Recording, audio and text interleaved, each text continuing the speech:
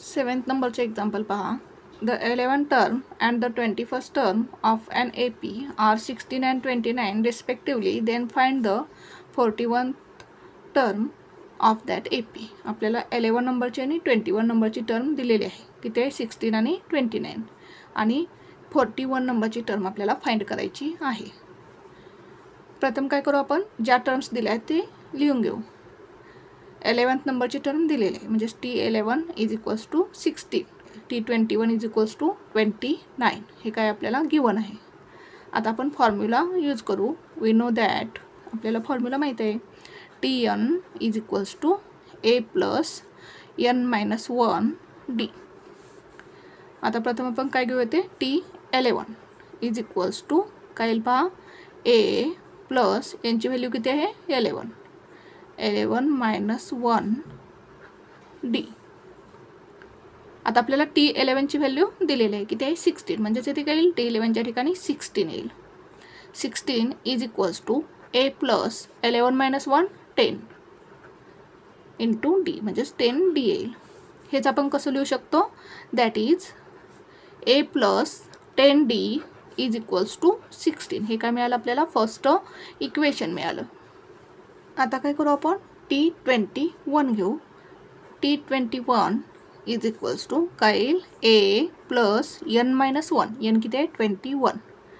21 minus 1 into D. आता T21ची value आपल्याला दिलेली आहे. किती आहे? 29. म्हणजेच काय येईल? इथे काय येईल? 29 is equals to A plus 21 minus 1 किती येईल? 20 इंटू D. हेच आपण कसं लिहू शकतो? That is A plus 20D is equals to 29. हे काय मिळालं आपल्याला? सेकंड इक्वेशन मिळालं. आता आपण काय करू? या सेकंड इक्वेशनमधून हे फर्स्ट इक्वेशन मायनस करू. येथे पण A आहे, येथे पण A आहे. मायनस केल्यानंतर A काय होईल? कॅन्सल होईल. Subtracting equation 1 from equation 2. Equation 2 मधून इक्वेशन 1 काय करू? मायनस करू. इक्वेशन 2 लिहून घेऊ. काय पहा? A plus 20D is equals to 29. First equation काय आहे? A plus 10D is equals to 16. Minus करायचं आहे आपल्याला. साईन काय होतील? चेंज होतील. येथे मायनस, येथे प्लसचं मायनस होईल, येथे पण प्लसचं मायनस होईल. हे A काय होईल? कॅन्सल होईल. 20 मायनस 10 किती येईल? 10D इज इक्वल्स टू 9 मधून 6 गेले 3, 2 मधून 1 गेले 1. 10D इज इक्वल्स टू किती मिळालं? 13. आता हे 10 काय करू आपण? या साईडला घेऊ. Therefore D is equals to 10 multiply या बाजूला आल्यानंतर डिवाइड होईल.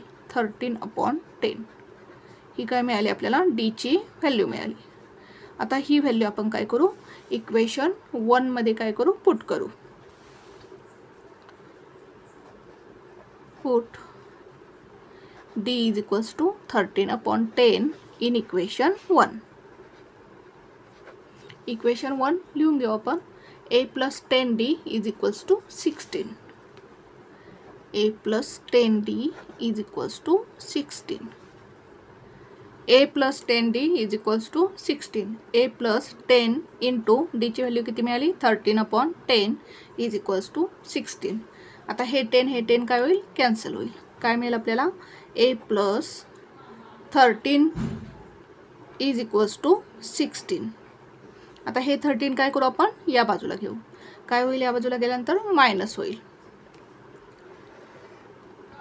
A is equals to 16 minus 13. Therefore A is equals to 16 minus 13 किती येईल? 3 येईल. म्हणजेच आपल्याला A ची व्हॅल्यू काय मिळाली? 3 मिळाली. आता आपल्याला A ची आणि D ची व्हॅल्यू मिळालेली आहे. मग त्यावरून आपण काय करू शकतो? 41 नंबरची टर्म फाइंड करू शकतो.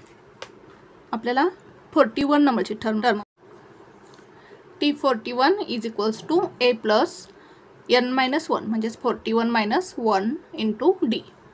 A ची व्हॅल्यू किती मिळाली आपल्याला? 3 प्लस 41 मायनस 1 किती येईल? 40 इंटू D ची व्हॅल्यू किती काढली आपण? 13/10.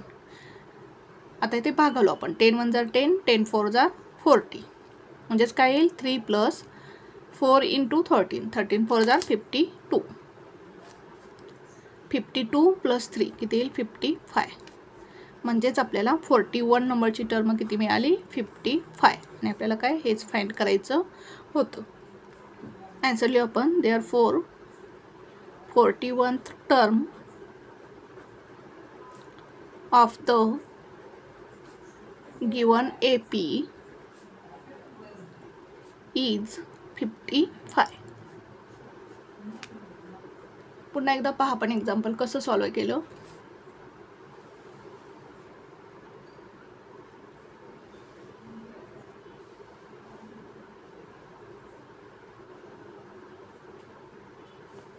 देवाला thank you for watching this video. जर तुम्हाला व्हिडिओ आवडला असेल तर व्हिडिओला लाईक करा, कमेंट करा, शेअर करा आणि चॅनलला सबस्क्राईब करा.